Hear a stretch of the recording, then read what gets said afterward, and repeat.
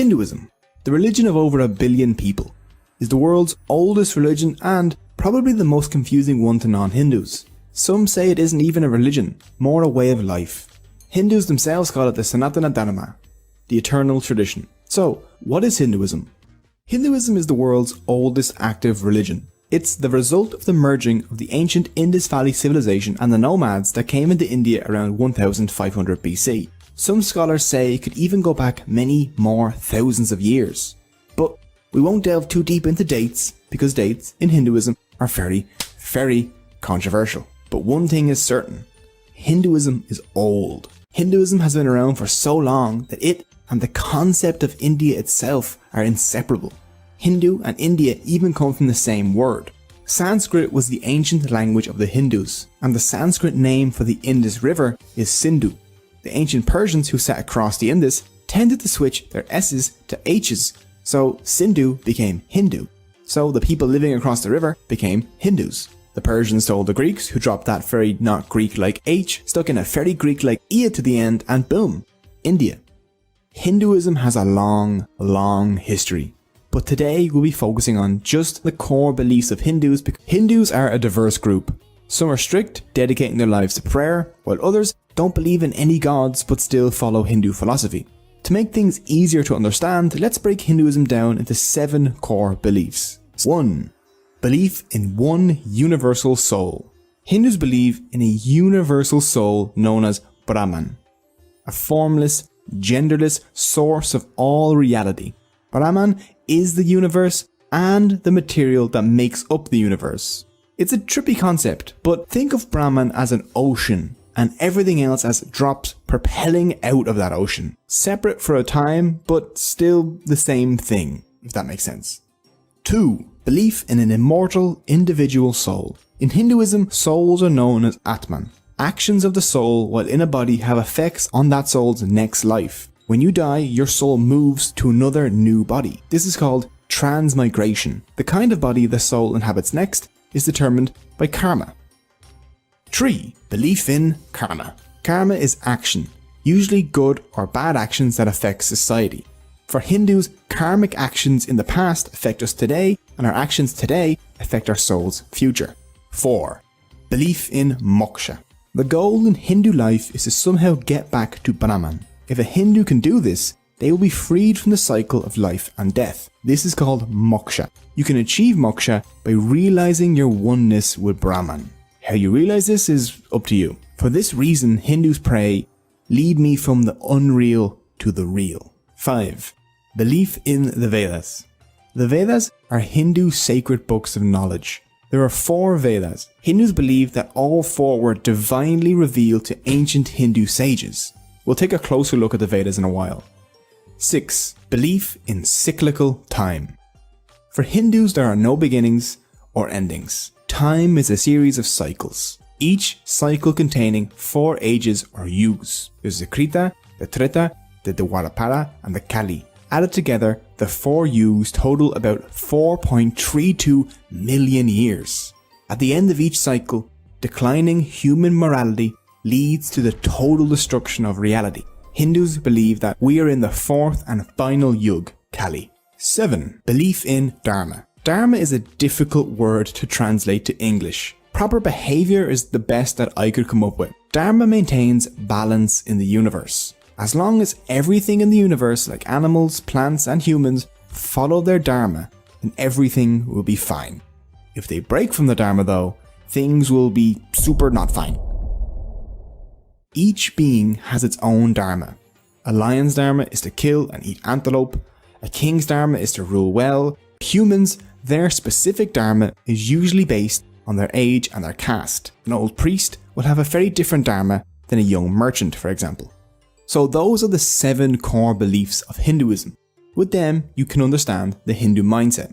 Unlike Christianity or Islam, Hinduism is a non-profit organization. There is no Jesus or Muhammad for Hindus. There is no Bible, Quran, or Torah. Instead, they have a bunch, and I mean a bunch, of different sacred texts. The 4 Vedas form the basis of the Hindu faith. So let's take a look at them. 1. The Rig Veda.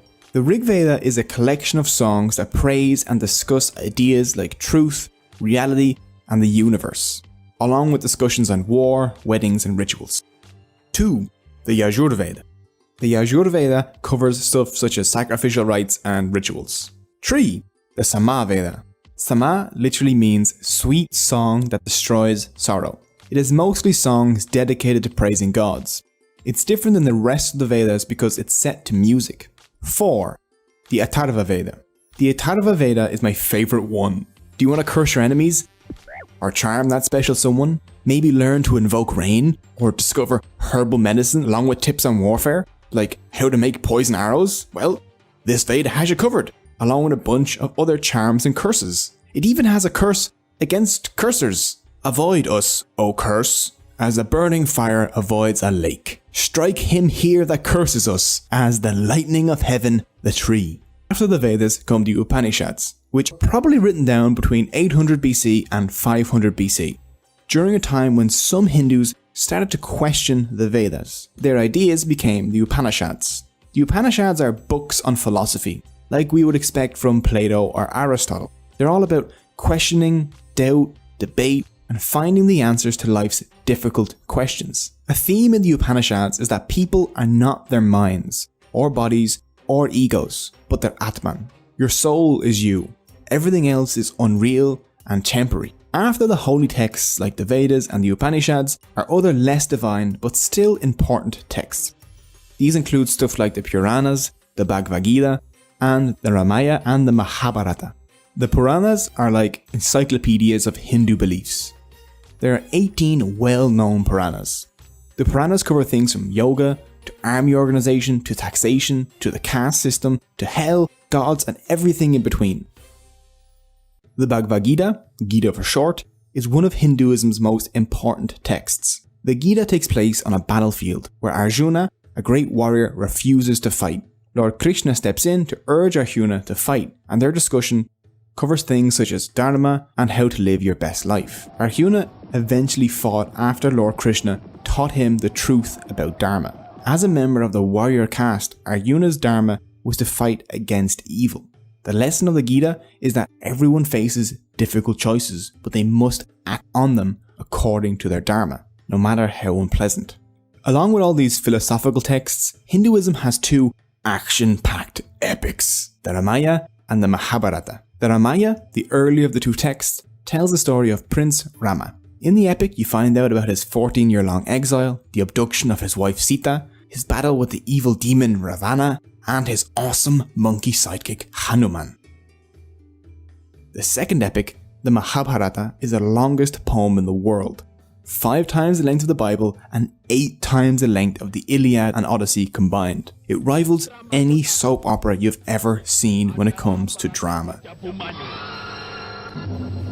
Murder, betrayal, love murder, and giant battles. The Mahabharata has it all. The theme running through the Ramayana and the Mahabharata is that dharma must be followed for society to function. In Hinduism, there are 4 goals a person should aim for to have a good life. The first of these is dharma, followed by artha, the pursuit of prosperity and good reputation, kama, pleasure both in body and in mind, and moksha, the release from the cycles of rebirth. Hindus should practice artha and kama with dharma in order to achieve moksha. There are also 6 temptations Hindus should try and avoid. Kama, lust and materialism. This kama is different from the good kama mentioned above, I know. Next is kruda, which is anger, lobha, which is greed, moha, which is unrealistic attachment to things, people and power, mada, which is pride, and matsarya, which is jealousy. By following their dharma and avoiding these 6 temptations, a Hindu can break the cycle of rebirth and have their soul merge back into Brahman. But even though everything comes from Brahman, who is the one real thing in Hinduism, Hindus do, after all, have thousands of gods. So let's take a look at them. First, there's Brahma, the creator. He created everything in the universe, but he is not the universe itself, because that's Brahman. They aren't the same thing. That last letter changes a lot, apparently. He has 4 heads. The heads face each of the 4 directions to represent the 4 Vedas, which he created, and the 4 yugas. He also holds a book, which represents knowledge. Oh, and he rides a giant swan because he's just fancy. His consort is Saraswati, the goddess of learning. Vishnu the Preserver is the second member of the Hindu Trinity. He preserves the world created by Brahma until it is eventually destroyed by Shiva. He holds a discus which he uses to cut down anyone that tries to mess with his dharma, along with a conch which symbolizes victory and the 5 elements. Vishnu has many avatars, such as Krishna or Rama, who he uses to defend dharma on earth. Oh, and he rides a giant eagle named Garuda. Vishnu has 2 consorts, the goddess Lakshmi and Bhudevi. Bhudevi is the earth goddess and Lakshmi is the goddess of good fortune and wealth. Next is Shiva the Destroyer, the 3rd member of the Hindu Trinity. It's his job to destroy the universe in order to prepare for its renewal at the end of each cycle of time. The most identifiable of his features is his 3rd eye, which he almost always keeps closed. If he does open it and you're in front of him, then you will have your face melted off. When not unmaking existence, Shiva enjoys long walks with his bull named Nandi. At the end of the Kali Yuga, the 4th age of the world, Shiva will perform a dance that destroys the universe. Which is odd because people have told me that my dance moves make them wish the world would end, so me and Shiva have quite a lot in common. Parvati and Sati are Shiva's consorts. Shiva also has 2 sons, Ganesha and Murugan. Ganesha is worshipped as the remover of obstacles, and Murugan is the god of war. Ganesha holds a very special place in the heart of Hindus, due to him being the remover of obstacles. The elephant head is the most obvious clue to identifying him. He was actually born with a human head, but after Shiva cut that one off, he kind of had to make do with an elephant one. If you're Christian or Muslim, you're aware that your religion has a bunch of different denominations, like Catholics or Protestants, Sunni and Shia. Hinduism has these too. Hindus developed 4 major denominations, some of which have their own subdivisions. The Vaishnavas primarily worship Vishnu and Shaivas primarily worship Shiva and his sons. Smartas follow sacred texts like the Puranas, the Ramayana and the Mahabharata rather than the Vedas. They worship 5 gods and goddesses, Ganesha, Durga, Surya, Shiva and a preferred avatar of Vishnu. Finally, Shaktas worship the goddess Devi. Shaktas see Devi as the ultimate and eternal reality, like a feminine Brahman. Even though there are all these variations and more, the core beliefs of Hindus remain mostly the same. Hindus believe that Dharma keeps the balance in the universe. If the scales between good and evil start tipping towards evil, then something needs to intervene to fix the universe's Dharma. This divine intervention is known as an avatar. The literal meaning of the word avatar is descent.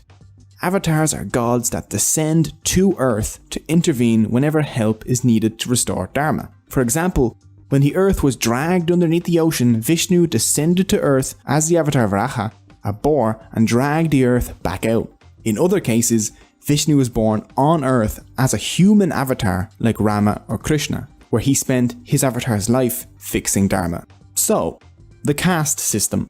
If you only know one thing about Hinduism, this is probably it. People see it as an oppressive system that locks people in place based on their birth. And for a huge part of history, that's what it's been, unfortunately. Let's do a quick explanation of what the caste system is. In Hinduism, there are 4 castes or classes that you can be born into. There's the Brahmin, the priest, the Kshatriyas, the warriors, the Vaishyas, the traders, and the Shudras, the manual labourers. The main basis for the caste system can be found in the Bhagavad Gita and the Rig Veda. Krishna says in the Gita, "I have created a 4-fold system in order to distinguish among one's qualities and functions." The Rig Veda also refers to the 4 castes. It says humans were created from parts of the god Purusha, the Brahmin from his face, the Kshatriya from his arms, the Vaishya his thighs, and the Shudra his feet. This system was supposed to assign people functions based on their abilities, not their birth. If someone had the qualities of a Brahmin or a Vaishya, they could fill those roles. The Gita didn't restrict movement among castes, and the caste system functioned as intended for a while, until a document known as the Laws of Manu came about around the 5th century BC, popularly referred to as the Manusmriti. They created hard rules for Hindu life. two rules presented in it contributed to the way the caste system turned out. Manu states that the Brahmin were the lords of all castes, and he forbid moving among the castes. The caste you were born into was now the caste you're stuck in. If you give humans a hierarchy, they'll exploit it, and things will go sour pretty quickly. As time passed, Hindus began thinking in terms of upper and lower castes. Soon, cleaning toilets, tanning leather, and dealing with meat products were thought to be impure. The people doing those jobs became untouchables, the lowest of the low, a people without caste. And the rest is history. The modern world has brought many changes though. Now Hindus mix freely while working together in the same businesses, attending the same schools, and generally just living together. But when it comes to marriage, many Hindus still stick to their own caste. But this too is changing, and on Hindu dating websites you can actually see people list a non-preference for caste. It'll say caste no bar. So those are the basics of Hinduism. It isn't even close to covering everything. One video simply can't do it. Hinduism is too diverse, too deep, and means too many different things to different people. But learning even the basics of this fascinating and ancient religion gives us an insight into the worldview of over 1 billion people. And I hope you enjoyed it.